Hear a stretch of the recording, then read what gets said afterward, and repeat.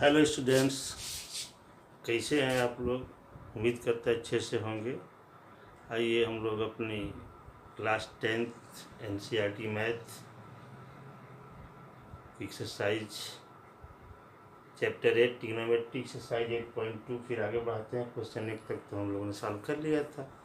इस एक्सरसाइज का मेन उद्देश्य क्या है, ये हमको ध्यान देना है। इस एक्सरसाइज का मेन मोटो है सारे वैल्यूज़ को याद कर लेना। यानी कि साइन 30 क्या है, कॉस 30 क्या है। इस साइन इस तरह समझ लीजिए कि साइन की, कॉस की, टेन की, 0 की, 30 की, 45 की, 60 की, 90 की, ये सब वैल्यूज क्या है, ये सब आपको याद कर लेना। साइन 0, 1/2, 1/2, √3/2, 1, 1, √3/2, 1/2, 1/2, 0, 0, 1/√3, 1, √3 और इन्फिनिट। इन सारी वैल्यूज़ को हमको याद कर लेना है। ये हमारा है मोटो इस एक्सरसाइज का। अब इसी एक्सरसाइज से बेस क्वेश्चन देखिए, यह है 2, 10, 30। पहला क्वेश्चन नंबर सेकेंड का है चूज द करेक्ट ऑप्शन। एक क्वेश्चन दिया गया है, इसकी वैल्यू क्या होगी, इन चारों में से आपको करेक्ट आंसर चॉइस करना है और बताना है कि इसमें कौन सा सही है। दूसरा क्वेश्चन यह है, इसकी वैल्यू क्या होगी, इन चारों में से आपको चूज करके बता देना है कि क्या है। फिर इसकी वैल्यू क्या होगी, फिर इसकी वैल्यू क्या होगी। तो यह आपका है फर्स्ट, सेकेंड, थर्ड, फोर्थ के क्वेश्चन आपको दिए गए हैं। आइए इन वैल्यू को सॉल्व करते हैं, देखते हैं क्या आता है। तो अगर इसी को सॉल्व करें तो ये मिलेगा हमको 2 tan 30 की वैल्यू 1/√3 अपान 1 + 1/√3 का स्क्वायर दिया है। वैल्यू रखेंगे 2 tan 30 1/√3, 1 + tan √3/1/√3। अब देखिए 2 × 1/√3 अपान हो जाएगा 1 + 1/3। इसका स्क्वायर कर दिया, √3 का स्क्वायर हो जाएगा 3, तो हो जाएगा 2 × 1/3। अब इसको देखें, ये हो जाएगा 3 + 1 4/3। यानी आपको क्या मिला, ये 2/√3 डिवाइडेड बाई, नीचे का मतलब डिवाइडेड बाई 4/3 या 2/√3 × 3/4। ये 2 से 2 कैंसिल हो जाएगा, 2 बचेगा। ऐसे कैंसिल होगा तो बचेगा ये √3। तो क्या मिला हमको, √3/2। अब ऑप्शन में से √3/2 तो है, ये तो ऑप्शन हमारे में है नहीं। यहाँ साइन 60 है, कॉस 60 है, टेन 60 है, साइन 30। अब इसमें हम चेक करेंगे कि किसकी वैल्यू √3/2 होती है। तो आपको मालूम है कि साइन 60 की वैल्यू क्या होती है, √3/2। यहाँ लिख देंगे साइन 60, यानी कि ऑप्शन ए आपका सही है। इसी तरह से यहाँ हम आएंगे, ये लिखा है 1 - tan² 45 अपान 1 + tan² 45। अब यहाँ देखेंगे कि 1 - tan 45 की वैल्यू क्या है, 1, तो 1 का स्क्वायर अपान 1 + 1 का स्क्वायर हो जाएगा 1 - 1 अपान 1 + 1, यानी कि 0/2। तो 0 में किसी संख्या का भाग देंगे तो आंसर क्या होगा, 0। तो यानी कि आपका ऑप्शन क्या है, दूसरा वाला सही है। ठीक है, अब इस क्वेश्चन को देखिए, third question, sign 2a = 2 sin a × cos a। और इसके लिए जो है, यह ऑप्शन हम लिखना भूल गए हैं, एक बार लिख दे रहे हैं फिर से। 0 डिग्री, बी है आपका 30 डिग्री, सी आपका है 45 डिग्री और डी है 60 डिग्री। अब ऐसे क्वेश्चन जब मिले तो देखिए आपके स्तर तक का, 10th क्लास के लेवल तक का है कि आपको इसमें वैल्यू रख कर ही निकालना है। यानी कि एक एक एंगल को इसमें A = सब्स्टिट्यूट करके निकालेंगे, क्योंकि आप दूसरे क्लास में रहते हैं तो फार्मूले है और मेथड है सॉल्व करने के लिए। यहाँ आपके लिए कोई दूसरा मेथड नहीं है। तो पहले हम लिखेंगे कि LHS is when A is equal to 0, जब A की वैल्यू हम 0 मानेंगे, 0 डिग्री तो हो जाएगा sine 2A is equal to sine 2 into 0 is equal to sine 0 is equal to 0।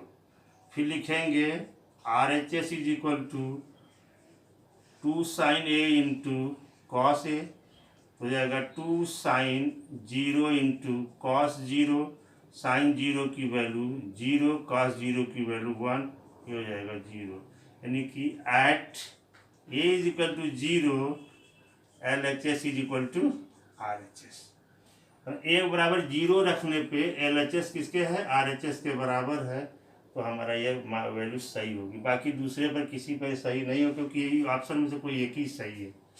अब आएंगे इसको देखते हैं, ये जस्ट इसी के अपोजिट है जो ऊपर वाला किए हैं, तो यहाँ हो जाएगा 2 इंटू 1 अपान √3 और 1 माइनस 1 बाई √3 का स्क्वायर। इसमें प्लस था, इसमें माइनस है। आप देखेंगे यहाँ पे तो हो गया 2 बाई √3 और डिवाइडेड बाई 1 माइनस 1 बाई 3, ये पूछो घटा लिया उधर ले जा करके, तो हो जाएगा 2 by √3 divided by 3 minus 1, 2 by 3, ये हो जाएगा 2 बाई √3 इंटू 3 बाई 2, तो 2 से 2 कैंसिल, ऐसे कटेंगे तो मिल जाएगा √3, यानी क्या हो गया ये √3। आप देखिए cos 60 की वैल्यू 1/2 होती है,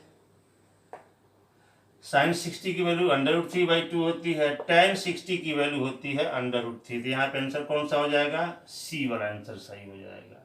अब यहाँ पे आप लिख सकते हैं इसकी वैल्यू के लिए tan 60, या आप ऑप्शन सी इज करेक्ट। यहाँ लिखेंगे option is equal to 0, option D is correct. इसमें लिखेंगे is equal to sin 60, option A is correct. इसमें लिखेंगे A is equal to 0, option A is correct. इस तरह से क्वेश्चन नंबर 2 नोट करिए। फिर नेक्स्ट क्वेश्चन आपको बताया जा रहा है। हाँ, ध्यान देंगे, क्वेश्चन नंबर 3 हमारा है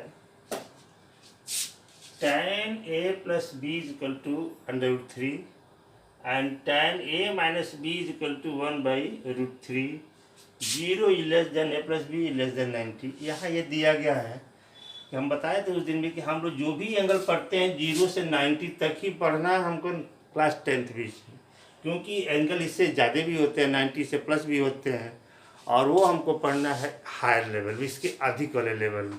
तो हमको जो भी एंगल पढ़ना है 0 से 90 के बीच के ही बारे में पढ़ना है। इसमें स्पष्ट कर दिया है कि 0 से 90 के बीच में ही आपको सोचना है कि A plus B is equal to क्या है, 90 के नीचे है। और इसमें की और लिखा गया है A is greater than B।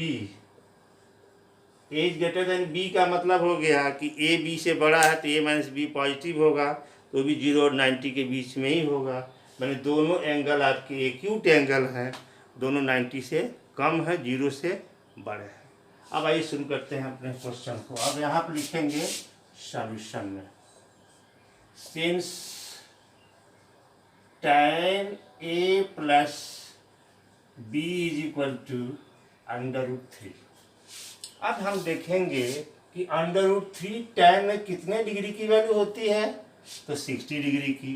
तब यहाँ हम लिख देंगे is equal to tan 60 degree, यानी कि tan A प्लस बी की वैल्यू कितनी हो गई, 60 डिग्री।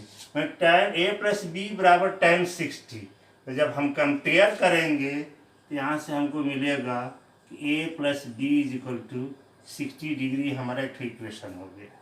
फिर लिखेंगे सिमिलरली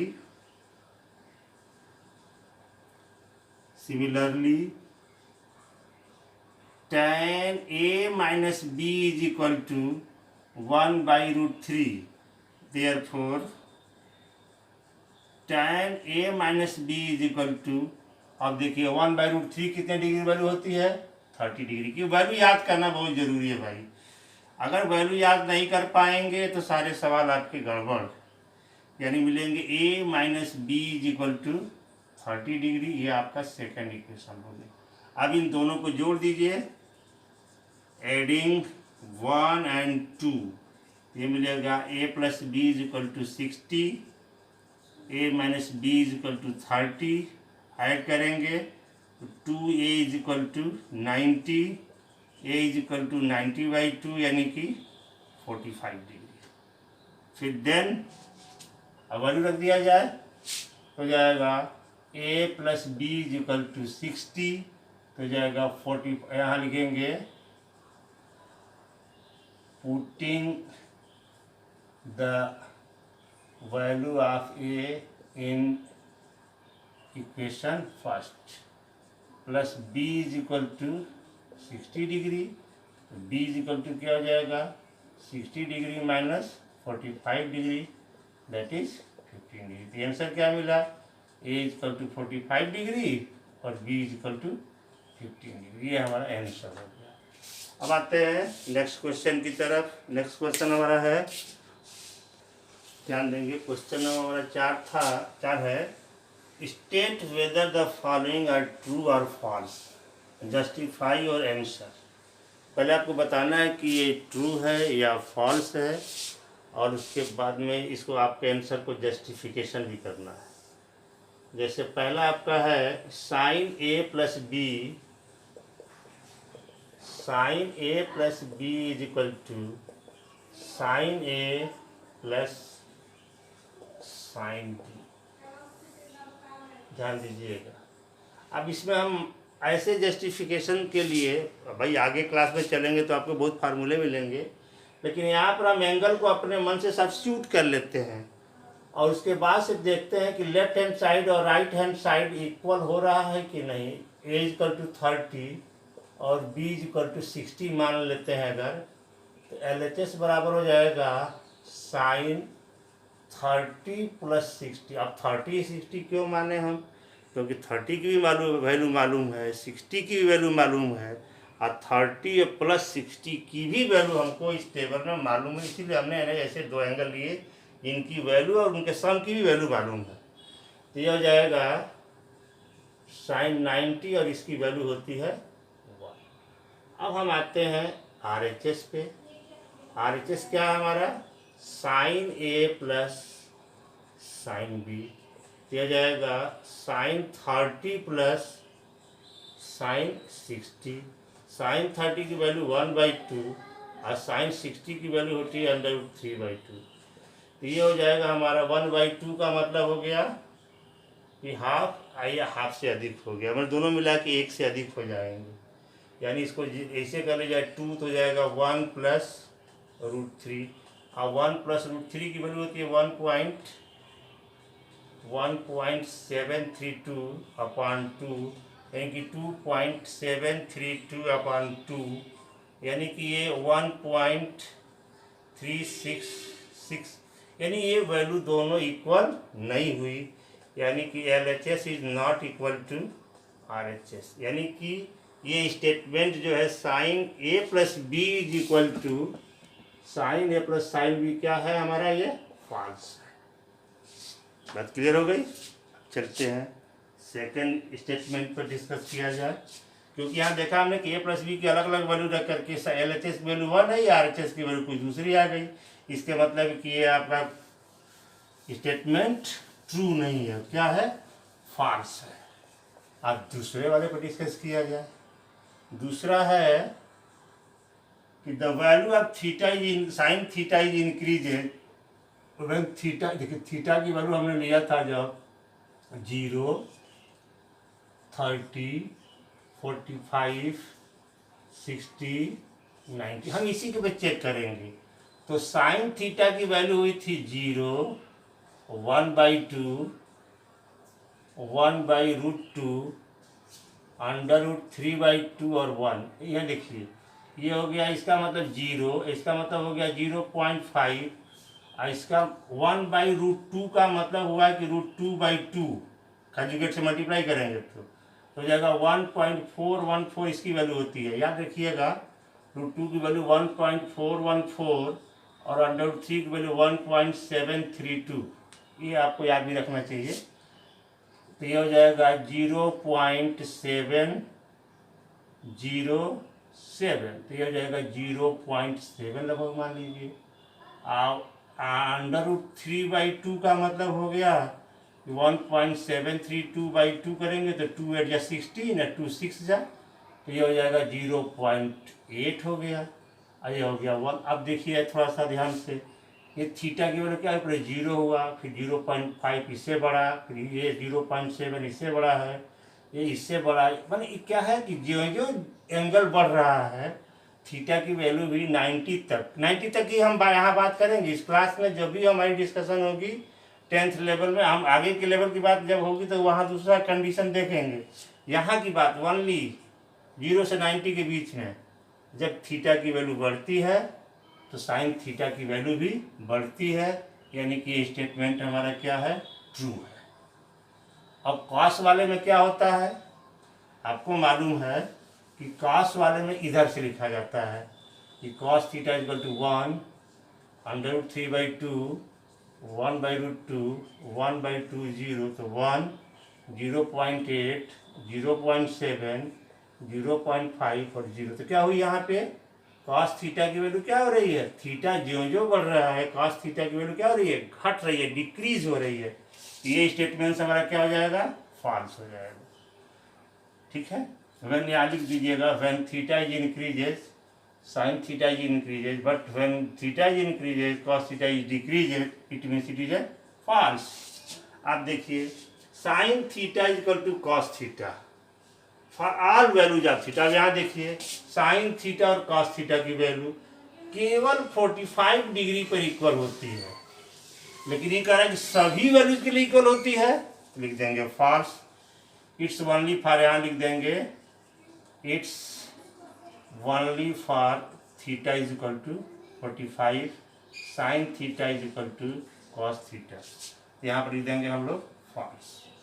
अच्छा, cot A is equal to दिखा है नॉट डिफाइन, नॉट डिफाइन का मतलब इनफाइनाइट, तो कॉट ए कब, जब ए इज इक्वल टू 0, तो यहाँ हो जाता है कॉस 0 बटे, ये होता है कॉट ए अपॉन साइन ए, हो जाएगा कॉस 0 अपॉन साइन 0, तो साइन 0 कॉस 0 की वैल्यू 1 और साइन 0 की वैल्यू 0, समथिंग अपान 0, कोई संख्या का अपान 0 हो तो क्या होता है, वो नॉट डिफाइंड होता है, तो ये हमारा ट्रू हो जाएगा।